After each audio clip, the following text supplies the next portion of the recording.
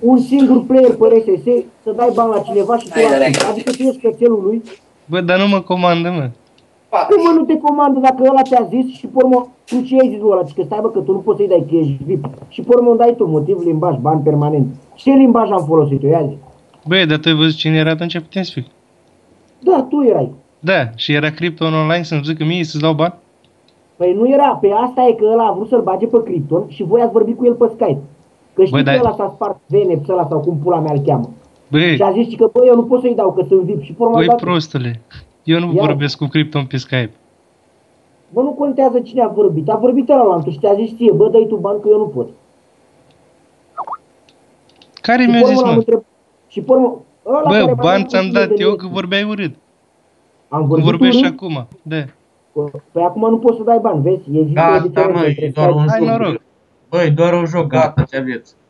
Bă, eu nu am nimic, dar nici eu nu am nimic cu tine, dar frate, nu poți să te iei după cineva când tu ești râcon pe RSS, deci tu asculti de altul, adică ți-e frică de Krypton sau ce? Bă, dar nu mi-ai zis, bă, să-ți dau bani, ți-am dat eu, care-i problema? Bă, tu vrei să-ți arăt conversația care am vorbit cu Krypton și mi-a zis că nu mă, ăia mi-a spus că îi înjuri și că le-am spus să-ți dea bani și ți-a dat bani. Băi, Grigore. Ia uimește, mă, ia zi. Nu eu, ăia doi s-au dus la Krypton. Bă, bun, ăia doi s-au dus, da. Și ăia, Krypton le-a spus la ăia, bă, dați bani. Și ăia n-a putut pentru că erau VIP-uri, nu erau admin și ți-a spus ție. Și tu că nu mă, bani ți-am dat eu, vorbeai urât. Cum a vorbit urât ea? Ia zi, te-am înjurat pe tine cumva? Ei, las să-ți arăt eu ție cățeală. Bă, ți-am spus așa de Krypton. Vezi pe ce te lucrează cățelul. Bă, i-am spus, dă-l în pula mea pe Krypton, că e bulangiu și mi-a dat bani. Da, bă, e vorbitură, nu? Bă, e vorbitură? Bun, și te-am înjurat pe tine?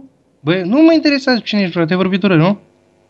Bă, deci eu vorbesc cu tine acum, dar deci te-am înjurat pe tine? Bă, nu mă interesează, vorbești urât, bani. Ia auzi, frate, ce că vorbești urât bani, dar ce pula mea, suntem călugări, ce suntem? Bă, nu-ți convin, frate, te duci și-ți cumperi TeamSpeak și faci ce vrei, înțeles? Ce să fac? Să-mi cumpăr TeamSpeak pentru ce? Pentru RSS? Mă doare în treaba ta. De TeamSpeak. Auzi? Păi tu crezi că eu intru pe TeamSpeak ca să vorbesc pe RSS cu tine sau ce? Și la ce ai intrat atunci? Nu să te mirogești de mine să-ți dau un ban?